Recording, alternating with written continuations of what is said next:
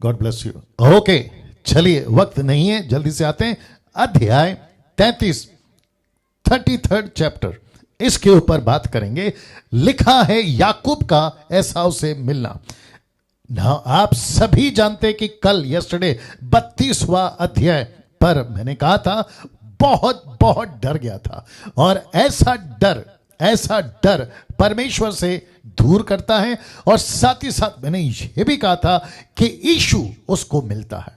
यीशु दो चीज करता है, एक उसकी चाल बदलता है, दूसरा उसका नाम बदलता है। अगर नहीं देखा कल का, रिक्वेस्ट करता हूं, यूट्यूब फेसबुक पर है, प्लीज आप लोग उसको देखें। अब यहां से उसका कंटिन्यूएशन है। लिखा है कि याकूब ने आंख उठाकर यह देखा कि एसाव 400 पुरुष संग लिए हुए चला आता है। मैंने कहा था 400 पुरुष को जब उसके नौकरों ने रिपोर्ट दिया तो कैसा था, और अब रिपोर्ट कैसा है, आप खुद ही फर्क देख लोगे। लिखा है तब उसने, किसने, याकूब ने बच्चों को अलग अलग बांट कर लिया और राहेल और दोनों दासियों को सौंप दिया।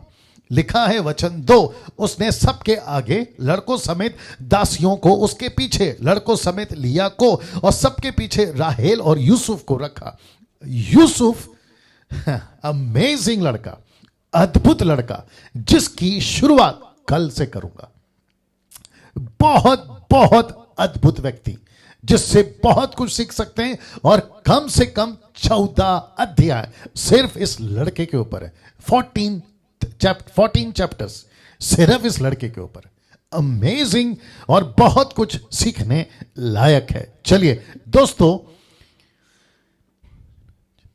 क्या भेजना है, ठोकर का कर्म बन सकता है। अच्छा, कौन सा इमोजी है जितेंद्र, बाद में मुझे बता दीजिएगा, थैंक यू। ओके, वापस आते हैं। वचन 3 लिखा है आप उन सबके आगे, कौन, याकूब, आप उन सबके आगे बढ़ा, और शब्द पे ध्यान दीजिए, लिखा है 7 बार। ऐसा लिखा है 7 बार भूमि पर गिरकर दंडवत की और अपने भाई के पास पहुंचा। मतलब एक बार दंडवत नहीं की, लिखा है 7 बार। अब इसकी वजह क्या है? एक तो डर है, दूसरा उसको लगता है कि यह भी कत्ल कर देगा, तीसरा वाकई में याकूब चेंज हो गया।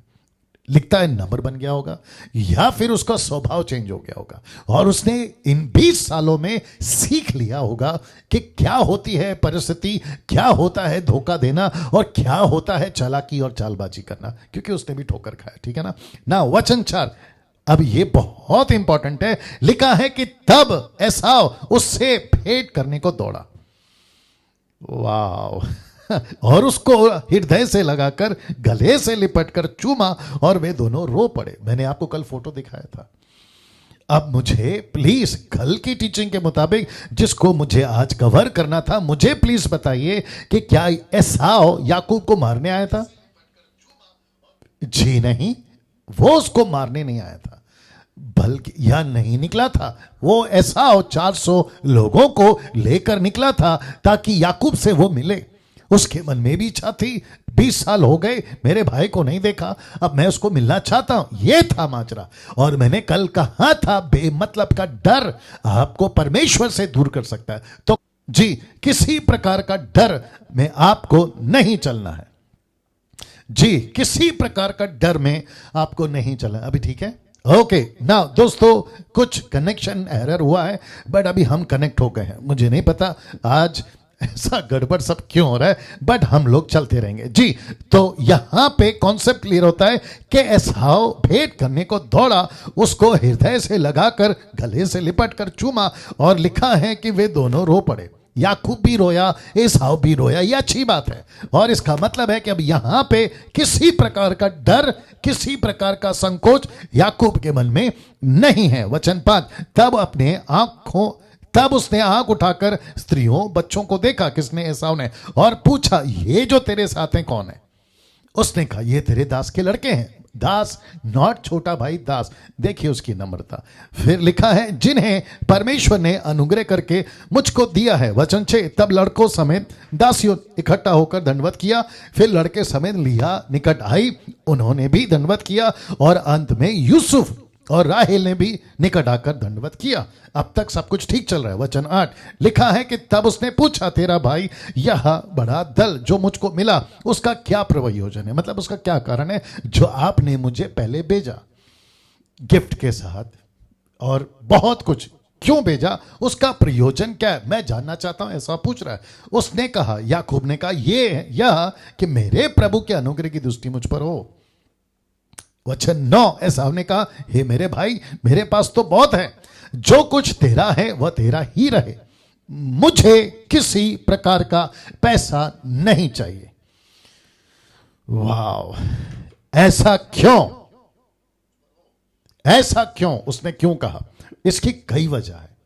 नंबर 1, सच में इसके पास में 20 सालों में बहुत बहुत प्रॉपर्टी आ गई थी, नंबर 1। नंबर 2, इसके पास में इसका एक नेचर था, मैं आपको कनेक्ट करूंगा आगे जब बढ़ेंगे 36 में जब अब आएंगे आज ही, तो लिखा है कि एसाव एक ऐसा रास्ता, एक ऐसा क्या कहते हैं ना, सफर चुनता है जिसमें परमेश्वर नहीं है, बल्कि उसके चुनाव में, उसके रास्ते में संसार है, मूर्ति पूजा है, संसार की चीजें हैं, गलत तरीके से लोग हैं, अविश्वासी लोग हैं। और इसने कहा, मुझे, मेरे पास में बहुत कुछ है। याकूब का स्टेटमेंट और एसाव का स्टेटमेंट में आपको फर्क दिखेगा। देखो लिखता है, यहां पर क्या लिखा है, उसने कहा, मेरे प्रभु के अनुग्रह मुझ पर हो। क्यों? वचन, एक मिनट इसको पीछे ले जाता हूं, कहां गया, हाँ ये देखिए लिखा है, उसने कहा, याकूब ने कहा, तेरे दास के लड़के हैं जिन्हें परमेश्वर ने अनुग्रह करके मुझको दिया, परमेश्वर ने दिया। लेकिन एसाव जब स्टेटमेंट दे रहा है तो वो कहता है, एसाव ने कहा, मेरे भाई, मेरे पास तो बहुत है, जो कुछ तेरा है वो तेरा रहे। उसने नहीं कहा कि परमेश्वर ने दिया। तो फर्क देखिए, तो एसाव का ये कैरेक्टर है। वचन 10, याकूब ने कहा, नहीं नहीं, यदि तेरी अनुग्रह मुझ पर हो, मेरी भेंट ग्रहण कर, क्योंकि मैंने तेरा दर्शन पाकर मानो परमेश्वर का दर्शन पाया है और तू मुझसे प्रसन्न हुआ है। वचन 11, इसलिए ये भेंट जो तुझे भेजी गई है ग्रहण कर, क्योंकि परमेश्वर ने मुझ पर अनुग्रह किया है और मेरे पास बहुत है। तब उसने बहुत आग्रह किया, तब उसने भेंट को स्वीकार किया। आप देख सकते हैं, याकूब जब कहता है तो कहता है प्रभु दे रहा है, लेकिन जब एसाव कहता है वचन 9 में, तो उसने एक भी जगह पे परमेश्वर का नाम नहीं लिया। और मैं इसको 36 चैप्टर से जो है कनेक्ट करूंगा। ओके लूसीफर परेशान हो रहा है, जी हाँ बिल्कुल सही कहा आपने जी, मेरे साथ कनेक्ट रहे। वचन 12, फिर एसाव ने कहा, लिखा है आ, कौन कहता है? एसाव लिखता है, आ हम बढ़ चले और मैं तेरे आगे आगे चलूंगा। वचन 13, याकूब ने कहा, मेरे प्रभु तू जानता है कि मेरे साथ लिखा है सुकुमार लड़के, मतलब छोटे बच्चे हैं, और दूध देने हारी भेड़ बकरियां, गाय बैल हैं, गायें हैं। यदि ऐसा पशु एक दिन भी अधिक हांके जाए, मतलब उनको चलाया जाए, तो सब के सब मर जाएंगे। सच भी है, जेन्युइन बोल रहा है, ठीक बोल रहा है। वचन 14, इसीलिए मेरा प्रभु अपने दास के आगे बढ़ जाए और मैं इन पशुओं के गति के अनुसार जो मेरे आगे हैं, बच्चों की गति के अनुसार धीरे धीरे चलकर सेईर में अपने प्रभु के पास पहुंचूंगा। दरअसल याकूब यहां पर नहीं जाता है। सेईर मूर्ति पूजा का शहर, जिसको एदोम भी कहते हैं, वो नहीं जाता वहां पर। अब उसने ऐसा क्यों कहा मुझे नहीं मालूम, उसने ऐसा क्यों कहा। यह बात अलग है कि इन दोनों की मुलाकात बाद में होती है, लेकिन यह नहीं जाता है। वचन 15 में एसाव ने कहा, तो अपने साथियों में से एक तेरे साथ छोड़ जाता हूं, मतलब किसी को मैं तेरे साथ छोड़ जाता हूं। उसने कहा, किसने? याकूब ने। यह क्यों, मतलब ऐसा क्यों? इतना ही बहुत है कि मेरे प्रभु के अनुग्रह की दृष्टि मुझ पर बनी रहे। जी, अब वचन 16 मैं कनेक्ट करता हूं एक चीज को। लिखा है कि तब एसाव ने उसी दिन सेईर जाने को अपना मार्ग लिया। वचन 17, परंतु याकूब वहां से निकलकर सुक्कोत को गया और वहां अपने लिए एक घर और पशुओं के लिए झोपड़े बनाए। उसी कारण उस स्थान का नाम सुक्कोत पड़ा। ना इंटरेस्टिंग पॉइंट ये है, एसाव 20 साल बाद अचानक से इतना बदलाव हुआ कैसे हो गया? जी, वापस आता हूं कि एसाव अचानक से 20 साल बाद इतना बदलाव हुआ कैसे हो गया? नंबर 1। दूसरी चीज, इसका गुस्सा कहां गया? साथ ही साथ जो गुस्सा इसका कत्ल तक कर दे, किसका? याकूब का, वो कहां गया? मैं आपको कुछ लॉजिक देता हूं, कुछ कनेक्शन देता हूं, आप देखिए आपको कैसा लगता है। मैंने नहीं डाला, बट मैं आपको ऐसे ही बता रहा हूं। सबसे पहली चीज, 20 साल का गैप है और 20 साल में बहुत कुछ बदल जाता है। बच्चे थे, यंग थे, अभी मैच्योर हो गए, पहली बात। दूसरी बात, या एसाव को जो रास्ता चुना उसने, वो टोटल अविश्वासियों का है, टोटल अविश्वासियों का, मूर्ति पूजा का है। उसके बावजूद भी इसको कम से कम ये लगा प्रॉपर्टी तो आ गई, पैसा भी आ गया, इज्जत भी आ गई, और साथ ही साथ मैं जिस मोहल्ले में या जिस जगह पे रहता हूं वहां किसी प्रकार का मुझे कोई तकलीफ नहीं। तो जब मुझे किसी प्रकार का तकलीफ नहीं है और उसके बावजूद आशीषित हूं, ब्लेसेड हूं, यह संसारिक अच्छापन है। मैं रिपीट करता हूं, कौन सा अच्छापन? संसारिक। ठीक है ना, अच्छी बात है। कभी कभी ऐसे लोग भी चाहिए और ऐसे स्वभाव वाले आज भी दुनिया में हैं, लेकिन ऐसे अच्छेपन से, बहुत ध्यान से सुनना, ऐसे अच्छेपन से परमेश्वर खुश नहीं होता। आप अच्छे तो हैं, रास्ता गलत है। आप अच्छे तो हैं, मूर्ति पूजक हैं। आप अच्छे तो हैं, दयालु हैं, प्रेम करते हैं, अच्छा रहना चाहते हैं, मिलकर रहना चाहते हैं, लेकिन आपका आत्मिक पिता शैतान है, ये नहीं ठीक लगेगा। वाह अब आप सोचिए, आप सोचिए समाज में आज भी कितने सारे लोग हैं जो दान करते हैं, ऑर्फनेज को मदद करते हैं, बच्चों को खाना खिलाते हैं और न जाने क्या क्या। वो सब अच्छी बात है, लेकिन रास्ता कौन सा है? मूर्ति पूजा का। रास्ता कौन सा है? आत्मिक पिता शैतान का, परमेश्वर नहीं है। तो ऐसा अच्छापन, जी ऐसा अच्छापन किस काम का? किसी काम का नहीं। तो दूसरे शब्दों में मैं कहना चाह रहा हूं कि आपका रास्ता पहला ठीक हो, परमेश्वर के रास्ते पर हो, परमेश्वर के वचन पर हो, उसके बाद आपका सब कुछ गिनती में किया जाएगा, सब कुछ गिनती में किया जाएगा। जी नाउ दोस्तों, यहां से अब याकूब का कनान में पहुंचना या आना, आइए देखते कैसा लिखा।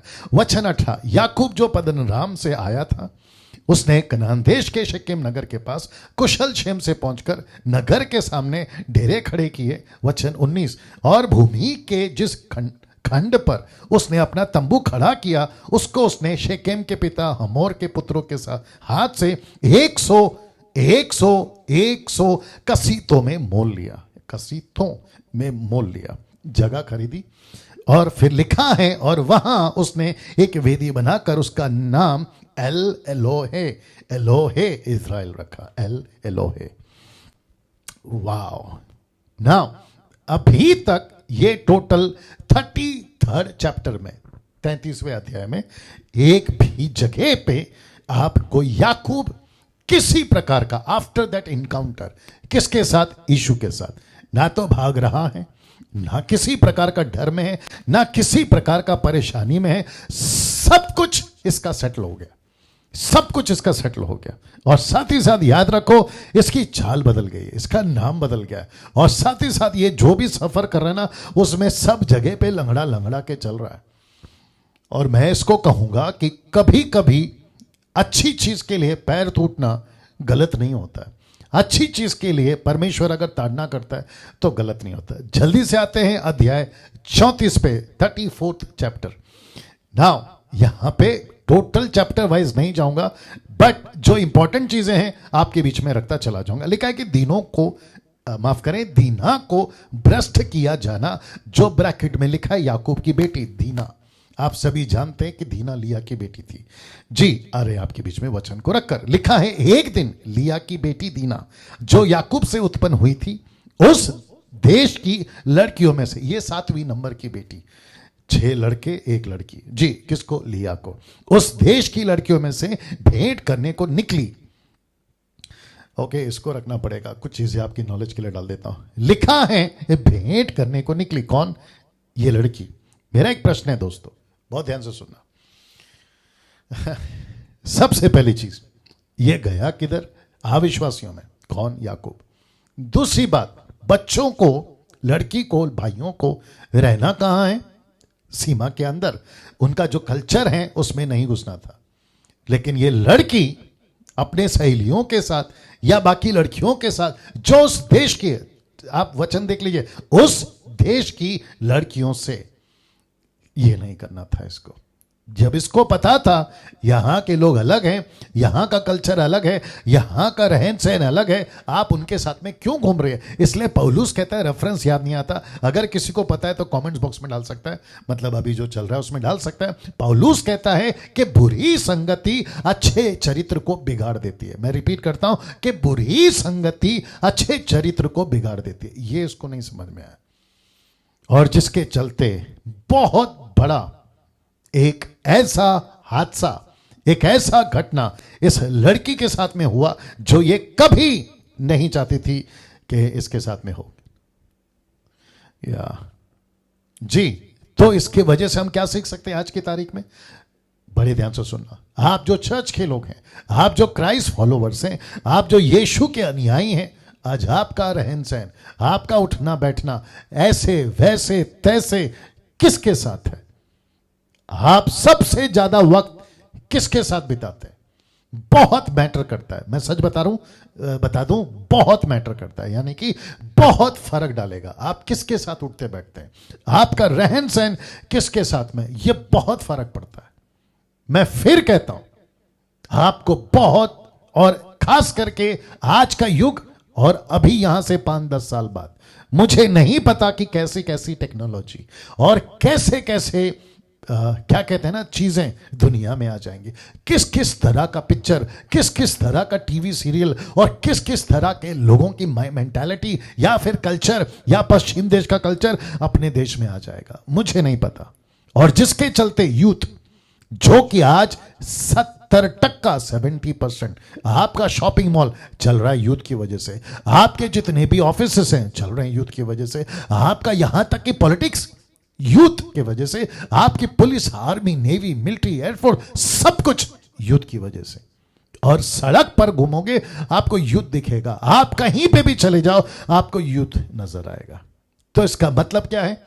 आपको बहुत सावधान रहना है। आने वाला कल्चर या जिस तरीके के लोग होंगे हम नहीं जानते। लिखा है उस देश की लड़कियों से भेंट करने को निकली, उस देश की, और जैसे ही निकली, लिखा है वचन 2 में, तब उस देश के प्रधान हिवी हमोर के पुत्र शेकेम ने उसे देखा।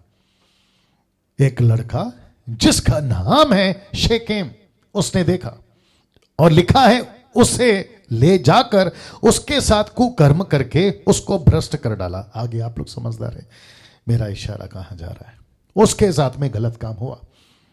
अब वचन 3 लिखा है, तब उसका मन याकूब की बेटी दीना से लग गया।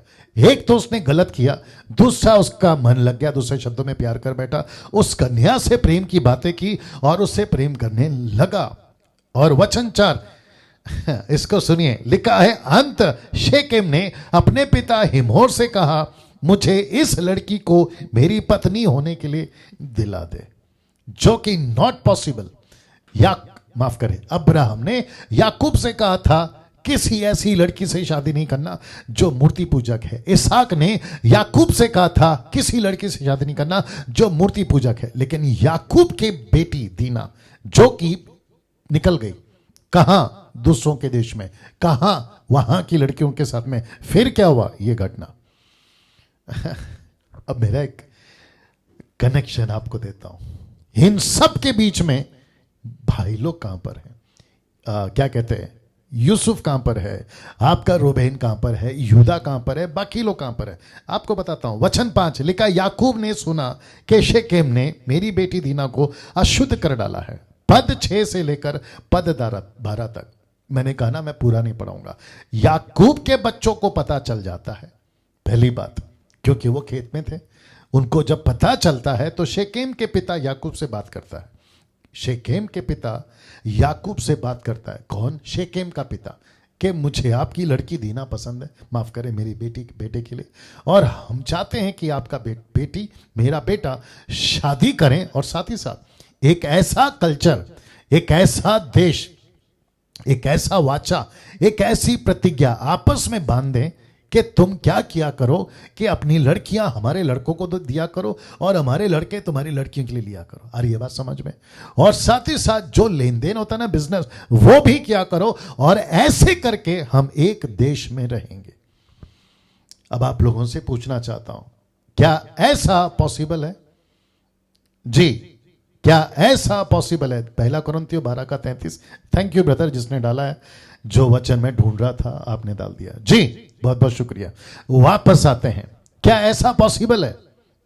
जी नहीं, 1% नहीं, 1,00,000% पॉसिबल नहीं, क्योंकि परमेश्वर ने कहा था ऐसा किसी प्रकार का कार्य अविश्वासियों के साथ में नहीं होना चाहिए। यही तो बात परमेश्वर के दास पौलुस ने भी कहा कि विश्वासी का अविश्वासी के साथ किसी प्रकार का कोई नाता नहीं है।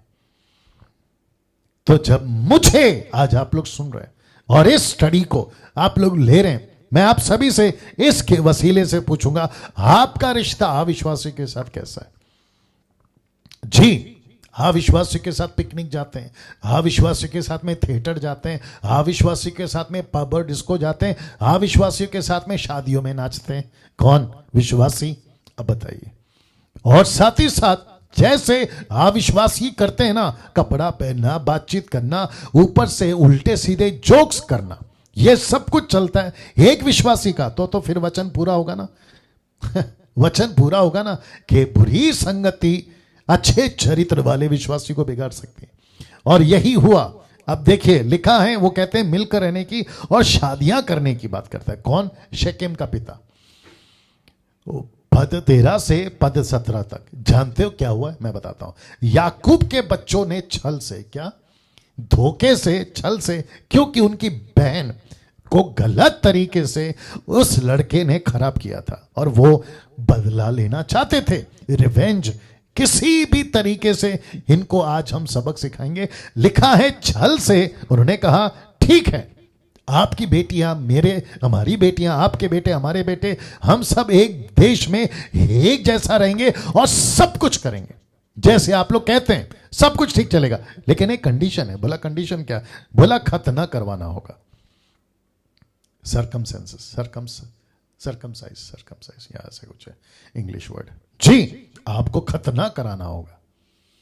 बाप रे इसका मतलब है, बहुत ध्यान से सुनना, ये दरअसल इसको कहते हैं धोखे से, इसलिए लिखा है छल से। याकूब के बच्चे कहते हैं तुम सबको खतना कराना होगा।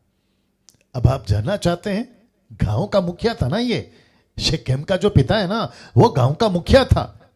और आपको पता है उसने क्या किया? पूरे गांव को तैयार करवा लिया। लिखा है पूरे गांव, और पूरा गांव तैयार हो गया। टोटल विलेज, वहां के जितने भी थे ना, सबके सब ने कहा कि ठीक है याकूब के भाइयों, बच्चों, ऐसा ही करेंगे। अब जरा ध्यान दीजिएगा, याकूब को नहीं पता ये बच्चे क्या कर रहे हैं, याकूब को नहीं पता क्या क्या करके आए। मैं आपको बताता हूं क्योंकि मुझे कवर करना है कुछ कुछ चीजों को। पद 18 से पद 24 तक पढ़ लेना आप लोग। लिखा है पूरे गांव के लोगों ने खतना करवा लिया।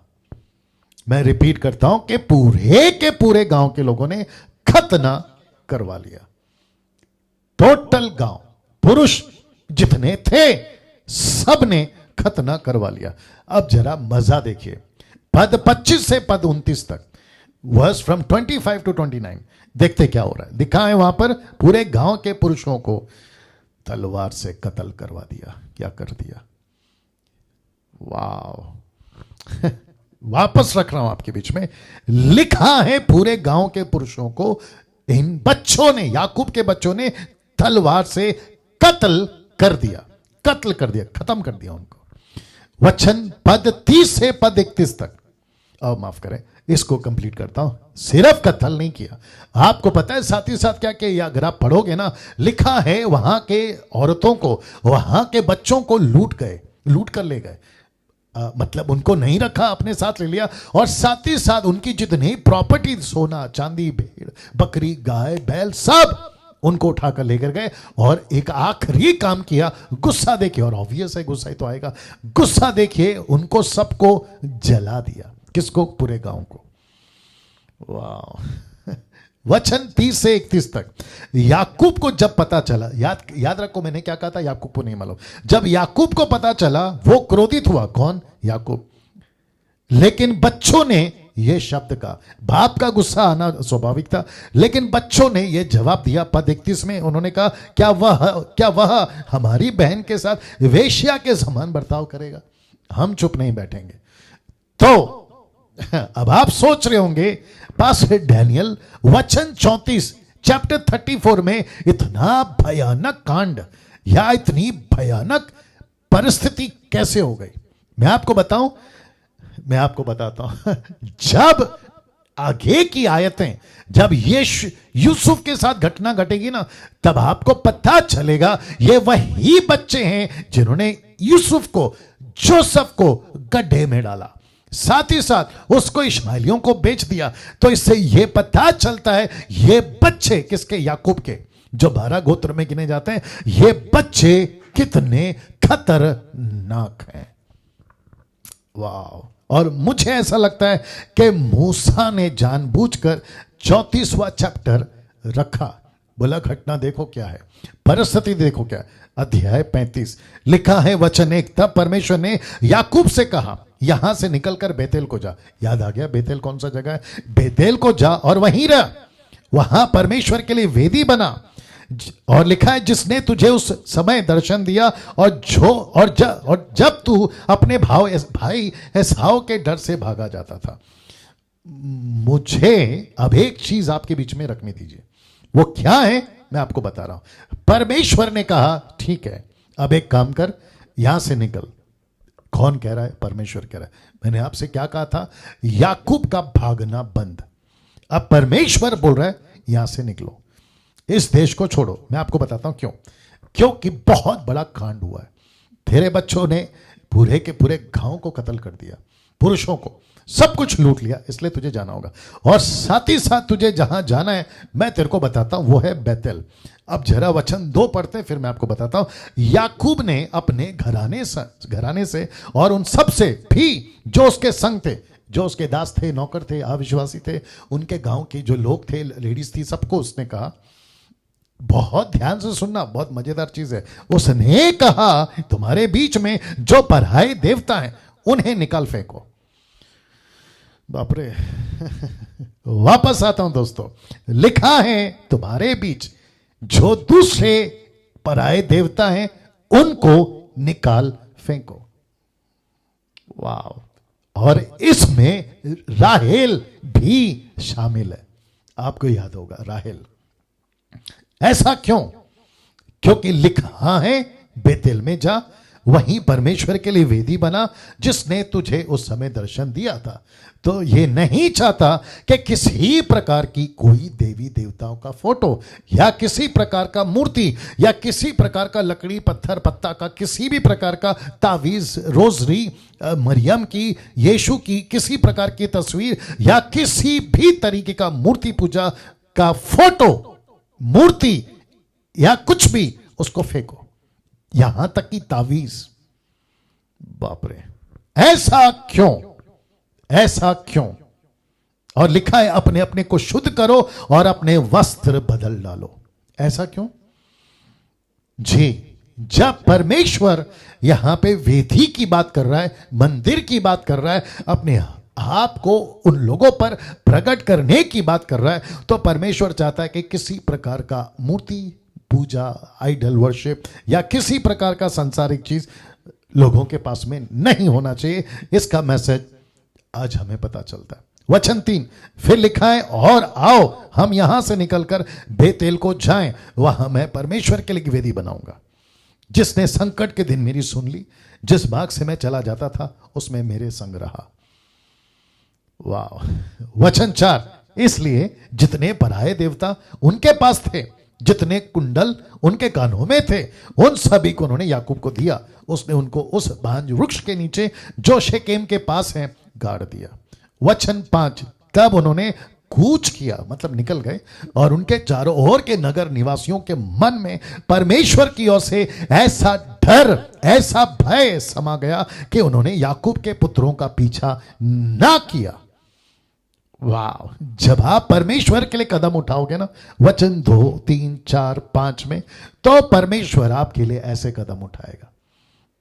मैं रिपीट करता हूं, आप परमेश्वर के साथ चलो, परमेश्वर आपके साथ चलेगा। याकूब 4:8 शायद आगे रखूंगा। मैं रिपीट करता हूं, किसी प्रकार का परमेश्वर के वचन का उल्लंघन अगर आप करते हैं तो परमेश्वर कहता है वो मुझे पसंद नहीं है, वो मुझे पसंद नहीं है। दोस्तों कैसा लग रहा है नीचे टाइप करके बताते रहे। हार्ट और थंब ये टिक टिक टिक टिक चलता रहना चाहिए। जी, लिखा है तब उन्होंने कुछ किया, उन चारों ओर के नगरों के निवासियों के मन में परमेश्वर की ओर से ऐसा भय समा गया कि उन्होंने याकूब के पुत्रों का पीछा न किया। वचन 6, याकूब उन सब समेत जो उसके संग थे कनान देश के लूज नगर को आया, वह नगर बेतेल भी कहलाता है। और वचन 7 देखिए, वहां उसने एक वेदी बनाई और उस स्थान का नाम एल बेतेल रखा, क्योंकि जब वह अपने भाई के डर से भागा जाता था तब परमेश्वर उस पर वहीं प्रकट हुआ था। वचन 8 लिखा है, रिबका की रिबका राहेल होना चाहिए ना, ये रिबका कहां से आ गई। एनीवे, दुहाई लिखा है, पिलाने आ रही दाई दोबारा मर गई और बेथेल के बांज वृक्ष के तले उसको मिट्टी दी गई और बांज वृक्ष का नाम अलोन नबक्कुत रखा गया। या चेक करो, वचन 9 लिखा है, फिर याकूब के पदरनाम से आने के पश्चात परमेश्वर ने दूसरी बार उसको दर्शन देकर आशीष दी। वचन 10, परमेश्वर ने उससे कहा, अब तक तो तेरा नाम याकूब रहा। अब याद रखो, यीशु ने, वही है, ओके। तो ऐसा हो सकता है कि रिबका की ऐसी कोई दाई होगी जो राहेल के साथ आई होगी, XYZ, that is not a big issue, कोई बड़ी बात नहीं है, ठीक है ना, लेके चलते हैं। ओके, वचन 10 लिखा है, परमेश्वर ने उससे कहा, अब तक तेरा नाम याकूब रहा। ये कौन बोल रहा है? परमेश्वर, यहोवा, पिता एलोहिम, पिता पुत्र पवित्र आत्मा आ गए। चलिए, लिखा है, पर आगे को तेरा नाम याकूब ना रहेगा। अब जरा शब्द देखिए, लिखा है, तू इजरायली कहलाएगा या इजराइल कहलाएगा। तू याकूब नहीं, अब से तुझे लोग इजराइल बुलाएंगे। इस प्रकार उसने उसका नाम इजराइल रखा। वचन 11, फिर परमेश्वर ने उससे कहा, मैं सर्वशक्तिमान परमेश्वर हूं, तू फूले फले बढ़े और तुझ से एक जाति वर्ण जातियों की एक मंडली भी उत्पन्न होगी और तेरे तेरे वंश में राजा उत्पन्न होंगे।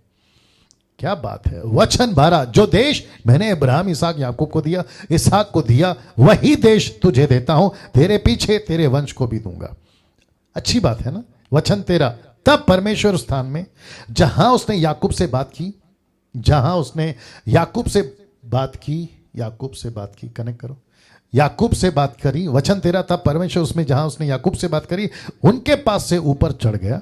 वचन 14, और जिस स्थान में परमेश्वर ने याकूब से बात की वहां याकूब ने पत्थर का एक खंबा खड़ा किया, उस पर अर्ध देकर तेल डाल दिया।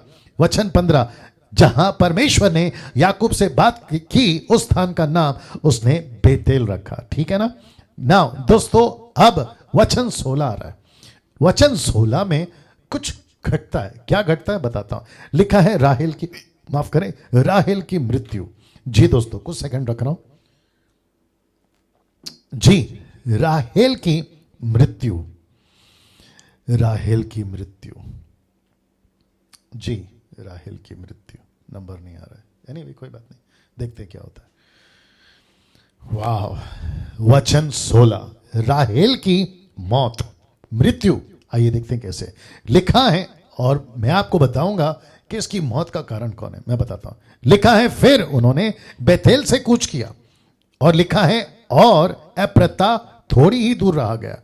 एप्रता आपको बताऊंगा। एप्रता, जी, लिखा है, एप्रता थोड़ी दूर रह गया था कि राहेल को बच्चा जनने की पीड़ा पीड़ा, लिखा है, बड़ी पीड़ा उठने लगी, मतलब भयंकर दर्द उठने लगा। नहीं आ रहा नंबर, देखो क्या हो गया।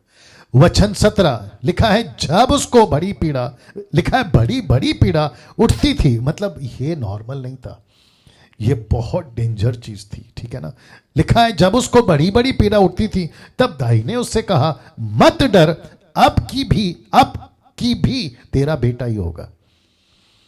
वाह, अब की भी तेरा बेटा ही होगा। कम से कम 900 लोग देख रहे हैं, आपका स्वागत है जी। वचन 18 लिखा है, तब ऐसा हुआ कि मार्ग में, बहुत ध्यान से सुना, लिखा है कि तब ऐसा हुआ कि वह, यानी कि राहेल, वह मर गई, वो मर गई। और लिखा है प्राण निकलते निकलते उसने उस बेटे का नाम बेनोनी रखा, पर उसके पिता याकूब ने उसका नाम बिन्यामीन रखा। तो ये औरत कैसे मरी? बच्चा पैदा करते करते मर गई, और जो बच्चा पैदा हुआ वो बच्चे का नाम है बिन्यामीन। और आपको पता होगा ये वही लड़का है बिन्यामीन जिसको यूसुफ ने मिस्र में, जब वो प्रधानमंत्री बन गया था ना, तो यही वो लड़का था, इसका छोटा भाई, जिसको कहा था कि जब तक वो नहीं आता मैं तुमको जाने नहीं दूंगा या फिर अनाज नहीं दूंगा। इनकी ऐसी बॉन्डिंग थी या प्यार था। आप लोगों को जब मैं 37 चैप्टर बताऊंगा ना तब आपको याद आ जाएगा, ठीक है ना दोस्तों, यहां से आगे बढ़ूंगा। अच्छा, एक और कनेक्शन देता हूं, मैं समझता हूं उचित भी है। इसका मरना ऐसा क्यों, राहेल का मरना ऐसा क्यों? आपको याद होगा कि इसके ठीक कुछ आयतें पहले इसकी भी जेब से, पॉकेट से, पास से, कपड़ों से एक ऐसा देवता, जो कि इसका बाप जिसका नाम है लबान, ऐसा कोई देवी देवता का फोटो या मूर्ति ये उठा के लाई थी। और जैसे ही उसने दूर कर दिया, इसको पता चला ये मृत्यु कोइंसिडेंस बच्चे के चलते हुआ होगा, लेकिन अविश्वासी या उस वक्त के लोग जब होंगे, या इसके पिता को पता चला होगा, या XYZ, आज भी ऐसी होता है। हमने जैसे ही कुछ करा, या फोटो को निकाल दिया, रोशनी बंद कर दी, या किसी प्रकार का मूर्ति पूजा बंद कर दिया, देखो हम पर कितने संकट आ रहे, ऐसे लोग भी बोलते हैं। तो आपको ऐसा किसी प्रकार का कनेक्शन या लॉजिक नहीं लगाना है, क्योंकि जब आप परमेश्वर के लिए कदम उठाते हो, परमेश्वर का आज्ञा पालन करते हो, तो आपको परमेश्वर ब्लेस करता है, आशीष देता है। अब इसकी मृत्यु ऐसा क्यों हुई, उसकी कई वजह हो सकती है, लेकिन वो नहीं। वचन 16, माफ करें 19, लिखा है राहेल मर गई एप्रता अर्थात बैतलहम। आप सभी को पता होगा बैतलहम जी, जहां यीशु पैदा हुआ था, कितना नजदीक है देखिए। लिखा है राहेल मर गई और एप्रता बैतलहम के मार्ग में उसको मिट्टी दी गई। और याकूब, वचन 20, और याकूब ने उसकी कब्र पर एक खंबा खड़ा किया। राहेल की कब्र का वह खंबा आज तक बना है, जब मूसा लिख रहा था तब तक बना है। वचन 21, फिर इजराइल ने कूच किया और एदेर नामक गुम्मट के आगे बढ़कर अपना तंबू खड़ा किया। याकूब के पुत्र, आइए देखते हैं क्या हो रहा है। वचन 22, भयंकर किस्सा यहां पे भी है, और कैसा है आपके बीच में रखना चाहूंगा। यहां सीख चल रहा है सब, ओके जी, ओके बहुत गड़बड़ है आज। लिखा है तब एक दिन ऐसा हुआ कि रूबेन ने जाकर अपने पिता की रखेली बिलहा के साथ कुकर्म किया। बाप रे आप समझ रहे, इनके घर के बच्चे कितने खतरनाक हैं। यूसुफ के साथ जो घटना घटी ना, आप उसका अंदाजा लगाओगे जब हम 37 चैप्टर में आएंगे। वाह जी दोस्तों, बिलहा के साथ कुकर्म किया, और यह बात इजराइल को मालूम हो गई। याकूब के 12 पुत्र हुए, ये बात इजराइल को मालूम हो गई, मतलब याकूब को मालूम हो गई। उनमें से लिया के पुत्र ये थे, अर्थात याकूब का जेठा रूबेन, फिर शिमोन, लेवी, यहूदा, इसाकार और जबलून। वचन 24, राहेल के पुत्र ये थे, अर्थात यूसुफ और बिन्यामीन। वचन 25, राहेल की दासी बिलहा के पुत्र ये थे, अर्थात दान और नप्ताली। और लिया की दासी जिल्पा के पुत्र ये थे, अर्थात गाद और आशेर। याकूब के यही पुत्र हुए जो उससे पद्दनराम में उत्पन्न हुए। दोस्तों अब यहां पे कम से कम जी, कम से कम टोटल 12 बच्चे अब हमको यहां पे दिखते हैं स्क्रीन के ऊपर। टोटल 12 बच्चे, और चारों औरतों से जी, चारों औरतों से। नाउ अब बीच में इसहाक की मृत्यु होती है। आइए देखते कैसे। वचन 27, याकूब ममरे में जो कित्र अरबा में अर्थात हेब्रोन में, जहां अब्राहम और इसहाक परदेसी होकर रहते थे, अपने पिता इसहाक के पास आया। कौन? याकूब आया, इजराइल आया। वचन 28, इसहाक की आयु 180 वर्ष की हुई, और अब्राहम की कितनी वर्ष में हुई? 175, 175, और ये जी बैठा 180, 180 ईयर्स। हाँ, अब इसको देखिए वचन 19 लिखा है, और इसहाक का प्राण छूट गया और वह मर गया, वह बड़ा लिखा है, और वह बूढ़ा और पूरी आयु का होकर अपने लोगों में जा मिला। उसके पुत्र एसाव और याकूब ने उसको मिट्टी दी। एसाव आया, यहाँ पे आया, यहाँ पे एसाव आया। ये वापस 20 साल के बाद ये दूसरी मुलाकात है जो याकूब और एसाव मिल रहे हैं। अब याकूब यहां नहीं डर रहा है, आप ये देख लीजिएगा, अब नहीं इसको डर है। या वचन माफ करें, अध्याय 36 चैप्टर, ये लास्ट है आज का, उसके बाद में मैं समाप्त करूंगा। जी आइए देखते हैं क्या लिखा है यहां। पूरा एक अध्याय एक ऐसे व्यक्ति जिसका नाम है एसाव। ये टोटल चैप्टर एक ऐसा व्यक्ति जिसका नाम है एसाव की वंशावली का ही जिक्र है। अब प्रश्न उठता है, एसाव कैसा था? जी एसाव कैसा था? पद 1 वचन 1, मैंने ब्लैक में क्यों रखा है मैं बताता हूं। लिखा है एसाव जो एदोम भी कहलाता है। कौन? एदोम, एक देश का नाम है एदोम, उसकी यह वंशावली है। तो इसका मतलब है याकूब का नाम पड़ा इज़राइल और एसाव का नाम पड़ा एदोम। तो याकूब एक देश है, एदोम एक देश है। अरे बाप रे वापस आता हूं, याकूब एक राष्ट्र है, नेशन, देश है, उसका परमेश्वर यहोवा। एसाव का नाम चेंज होता है, उसका भी एक नाम है, देश का, राष्ट्र का, लेकिन उसके परमेश्वर मूर्ति पूजक हैं, परमेश्वर यहोवा नहीं। और आपको बताता चलूं कि एसाव ने कैसे कैसे शादियां करी, कैसे कैसे बच्चे पैदा करे और कैसे कैसे दुश्मनी इज़राइल के साथ में आपस में हुई। और आपका इसका कनेक्शन यह भी देता चलूं कि जब राहेल पूछने गई थी, किससे? माफ करें, रबेका जब पूछने गई थी, किससे? परमेश्वर से, मेरे पेट में ये 2 बच्चे आपस में क्यों झगड़ रहे हैं? तब परमेश्वर ने कहा कि तेरे पेट में 2 बच्चे नहीं, 2 राष्ट्र हैं। याद आ गया होगा आपको, आपस में झगड़ेंगे, एक दूसरे के अधीन, माफ करें, एक दूसरे के दुश्मन होंगे, लेकिन छोटा बड़े पर राज्य करेगा। इज़राइल एदोम पर राज्य करेगा। क्या बात है दोस्तों, अमेजिंग कनेक्शन देखिए, और कितना सटीक, कितना एक्यूरेट है। लिखा है एसाव ने पद को तुच्छ जाना था, पद को बेच डाला था, पद को बेच दिया था। और जिसके चलते, और जब सही तरीके से पद नहीं मिला तो संसारिक और मूर्ति पूजक होकर अपने तरीके से राजा बन गया। मैं वो भी कनेक्ट करूंगा। इसने किसको तुच्छ जाना? पद को। कौन सा पद? जो परमेश्वर ने दिया था, बेच दिया। और वो भी किसके चक्कर में? खाने के चक्कर में बेच दिया। सही तरीके से पद नहीं मिला तो संसारिक हो गया, मूर्ति पूजक हो गया, और अपने तरीके से एक ऐसा राष्ट्र खड़ा करा जिसका नाम है एदोम। और ये वो देश जो लगातार, फिलिस्तीन इसी में, फिलिस्तीन पैलेस्टाइन अभी भी आपस में नहीं जमती, फिलिस्तीन की और इजराइल की अभी भी नहीं जमती। ये वही देश है, और इसमें से बहुत सारे राजा ऐसे निकले जो वक्त वक्त पर इजरायलियों से लड़ते थे। वो बात अलग है कि इजराइल जीत जाता था। एसाव ने पद को तुच्छ जाना, पद को बेच दिया, और जब सही तरीके से पद नहीं मिला तो संसारिक और मूर्ति पूजक होकर अपने तरीके से राजा बन गया। कैसे? आइए देखिए 31 वर्स 31वां वचन लिखा है, फिर जब इजरायलियों पर किसी राजा ने राज्य ना किया था तब भी एदोम के देश में ये राजा हुए। और वचन 43, उसके निवास स्थानों में उनके यही अधिपति हुए, और एदोमी जाति का मूल पुरुष एसाव है। इसका मूल पुरुष एसाव है। इसका मतलब आप नहीं समझे अभी भी कि एसाव को जब पता चला कि मैंने पद को बेच दिया है, अभी ये मुझे वापस नहीं मिलेगा, तो इसने ऐसा चुनाव किया कि मैं आपको क्या बताऊं, संसारिक हो गया। संसारिक का मतलब क्या पता है? परमेश्वर के दास इसहाक ने कहा था कि कनानियों से शादी नहीं करना, लेकिन एसाव जाकर करता था। उसने इस्माइल की बेटियों से शादी किया, और उसके बाद में ना जाने कितनी शादी की, और उससे जो बच्चे पैदा होते थे ना, वो सब ऐसे पैदा होते थे जो आगे जाके इजरायलियों के दुश्मन बने। ये कुछ वचन रखता हूं आपके नॉलेज के लिए।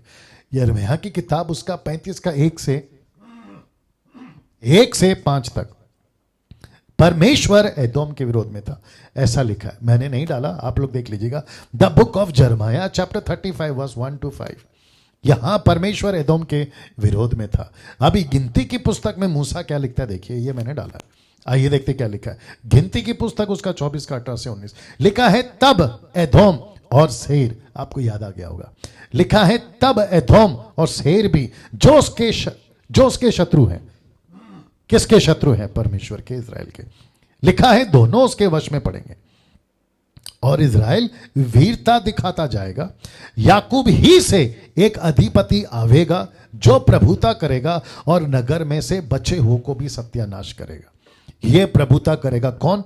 एक दाऊद गजब का 40 साल राज करा, और दूसरा यीशु जो कि अभी भी राज कर रहा है। दोस्तों कैसा लग रहा है? मैं रिपीट करता हूं, कैसा लग रहा है? अमेजिंग। याकूब का 4 का 8 क्या कहता है पता है? परमेश्वर के निकट आओ तो वह भी तुम्हारे निकट आएगा। हे पापियों, अपने हाथ शुद्ध करो। हे दुचिते लोगों, डबल माइंडेड, ब्रैकेट में डबल माइंडेड, अपने हृदय को पवित्र करो। कौन था डबल माइंडेड? ये आदमी जो परमेश्वर का है, यीशु का है, पवित्र आत्मा का है, याकूब माफ जी इसहाक का है, अब्राहम का है, आदम का है, ये उसकी लाइन का है, लेकिन परमेश्वर के अधीन होना इसको पसंद नहीं आया। इसलिए लिखा है परमेश्वर के निकट हो जाओ तो वो भी तुम्हारे साथ आएगा। डबल माइंडेड था ये दूचिता, ऐसा डबल माइंडेड। परमेश्वर ऐसे डबल माइंडेड लोगों को पसंद नहीं करता। और अब आप सोचिए, मैं लास्ट में एक चीज कनेक्ट करके खत्म करूंगा। अब आप लोग सोच रहे होंगे कि पास्टर डैनियल, उत्पत्ति के 3 अध्याय का लूसीफर, उत्पत्ति के 3 अध्याय का सांप अभी तक नहीं दिख रहा है, कहां है? अभी तक नहीं दिख रहा है, कहां है? आपके नॉलेज के लिए बता दूं कि लूसीफर इनविजिबल है, अदृश्य।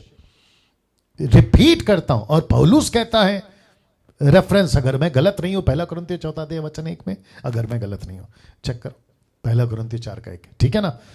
वो लिखता है, पौलुस कहता है कि हम शैतान के युक्तियों से अनजान नहीं है। युक्तियों से, ऐसे लिखा होना चाहिए सुमन, शैतान के युक्तियों से अनजान नहीं। वाह! तो लूसीफर सबके पीछे काम करते आ रहा है, इनविजिबल होकर। जी, जितने कुछ नेगेटिव या जितना भी कांड उल्टे सीधे तरीके से, इन सब में उसका हाथ है। वही है वचन 5 का 1 देखो, 1 कुरिन्थियों 5 का 1 जी, या 3 का 1 जी। अद्भुत तरीके से परमेश्वर इन प्रकाशनों को आपके बीच में दे रहा है। मैं 9 बज चुके, मैं जानता हूं, मैंने इसलिए कहा था आपको, ये जो चैप्टर्स है ना, इसमें ज्यादा कुछ बोलने लायक नहीं है, क्योंकि इस आदमी की चर्चा हम क्यों करें, और याकूब के बच्चों ने क्या किया उसकी चर्चा क्यों करें। लेकिन उससे एक एक पॉइंट का सबक हम सीख सकते हैं, और जिसके चलते मैंने आपके बीच में ये सारी चीजें रखा। बट मैं इसके साथ में समाप्त करूंगा कि परमेश्वर के निकट आओ तो वो भी आपके निकट आएगा। और लिखा है कि हे पापियों, अपने हाथ शुद्ध करो, दूचिते, डबल माइंडेड नहीं। आप संसार में भी हैं, परमेश्वर में भी हैं, आपको परमेश्वर भी चाहिए, संसार भी चाहिए। ऐसे डबल माइंडेड लोगों को परमेश्वर पसंद नहीं करता।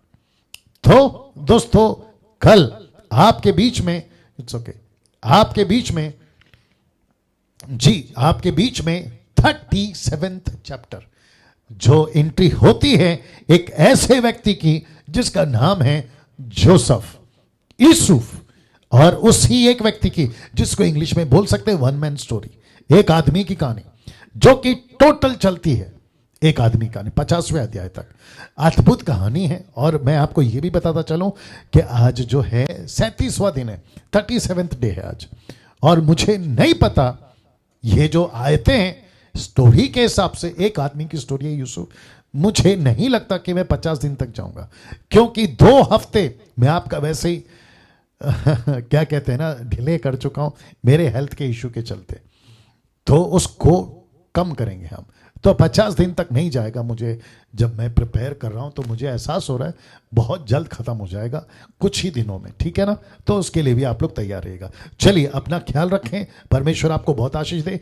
मेरे चैनल को सब्सक्राइब करें, आइकन बेल दबाएं, पेज को लाइक करें, मसीह मंथन पेज को फेसबुक पे, और साथ ही साथ जितना हो सकता है शेयर करें, और मसीह मंथन टेलीग्राम ऐप को डाउनलोड करें। दोस्तों, कल ठीक 8 बजे फिर मुलाकात होगी। अपना ख्याल रखें। जय मसीह।